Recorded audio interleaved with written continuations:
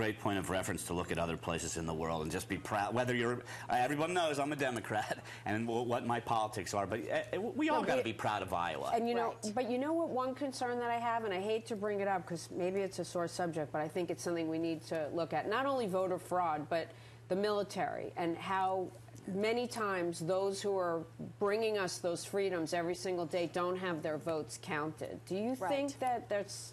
I mean, I'll ask you, Cherylyn, first. Do you think that's something that needs to be looked at? Because who they feel is the right commander-in-chief for them could determine whether or not we complete a mission that has been so dangerous and deadly. I'll tell you, I know this is a very divisive issue between the two parties, but as former senior counsel on Senate Judiciary Committee, I worked on some of these voter fraud, electoral reform issues, and I've been a very strong supporter of voter IDs. And, you know, for so many years, my dad is a black man from the Deep South. For so many years, we worked on being able to get people to the polls, to eliminating poll taxes, and making sure that people didn't have any impediments to getting to the voting polls on voting day.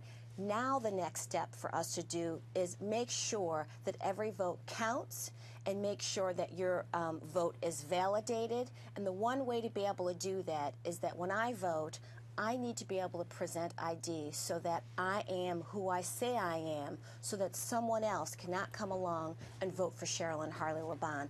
And I know this is, again, a very divisive issue, but there are, in fact, verifiable incidents of voter fraud. And unless we take this situation seriously, it's going to continue to happen. You know, it's amazing. And you're Florida tainted, obviously, because you were there for quality time. But also on the Sunday show that I anchor with Ericho, you know, we have voter fraud at foxnews.com if people believe that they know of voter fraud, and we investigate every one of those. Eric has traveled the country bringing stories of the disabled who have been told here, sign here, vote here, and many, many other stories. People who are deceased who are suddenly voting. Mickey Mouse is voting. Are we you have a making presidential progress? election that was decided by a state where the way that they tally votes is debatable at best. It ought to be a concern for all of us. If we really have a president that sat in the White House and we don't know if he really won Florida or not, we should take it seriously. I hope that a lot of adjustments have been made so that there is no voter fraud. That would be a real shame. Well, you know, folks should check it out at foxnews.com because on both sides of the aisle, there are also some states that are now reporting and attorneys general taking a look at this to see whether or not Barack Obama qualified in certain states based on signatures. Yes, Jamie, you're right. The incident in southern Indiana back in '08. Now it's to call into question, well, did Obama really have those votes? What's your thought on that? My thought is, again, this is why we need something like voter IDs, because if you're not able to verify, you know, those votes and verify that person, this is why we have these problems. Yeah, I think I'm glad the topic came up, actually, because we all need to consider that, because we have the right to vote, but we have the right to only vote once, and some people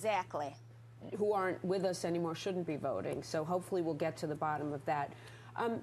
I wanted to ask you also, let me start with you, Eric, the negative campaigning that has arisen in Iowa. I heard, like, you got to sit back here to watch TV right now because there's a lot of slinging going on. Yeah. Well, and the worst, you know, in my opinion, recipient of it's been Newt, who's just gotten absolutely slammed. And that was a guy who was skyrocketing right up until all this negative advertising started. So it does show you that advertising and having the money to advertise does make a difference in people's impressions. But the president's going to be speaking to Iowans also. I mean, he perhaps will do his own share. Well, you know, the president isn't, at least right now, he's not running against, you know, any Republican. Right now, all he's running against maybe is the Republicans, you know, dysfunction in trying to determine who they, you know, who their candidate is. He's running against his own record. Right. Well, I would spend every second of airtime that I have talking about my record and justifying why I did what I did instead of running against a candidate that he doesn't know who's going to be yet. Right, but you know, Eric, but that is the problem. The problem is if your only campaign slogan is I'm better than any Republican candidate you've got, because he can't really run on his record. Right. Well, no, he has to run on his record. He has to. He's going to have to. But what is his record, Eric? You know, he's hanging up the. Well, what he's going to say, I'm not, you know, whether we agree or disagree about what he's done. What he's going to say is that things didn't get as bad as they could have gotten. They would have been worse. But Eric, you that's what he's going to say. Admit, you know. That is a very bad position for an incumbent to be. But what I mean, if, hey, I mean, I'm really, not saying reality. I pick it. Yes, we can is not what I mean. You know, I voted for him. Yes, mean, the we can. reality It didn't work out so great. You can't run on, hey, I've got to be better than this guy. Well, you also can't run on change. Well, yes, you well, can. not anymore. No. Hope and change. We changed. We did change. But things changed. A lot of people but not changed necessarily for the better. as well. And you know, he ran on hope and change. But I mean, well, yeah, but so that does beg the question now: do we still have hope? Because if we don't have hope, everybody who's on the fence, who doesn't know who they're going to vote for, is not going to vote for the guy who gave us hope, because we don't have it anymore. Does the country have hope anymore? But Eric hit the nail on the head, okay? Because he's raising a very important point. Republicans are very energized. They are very clear. Anybody but Obama.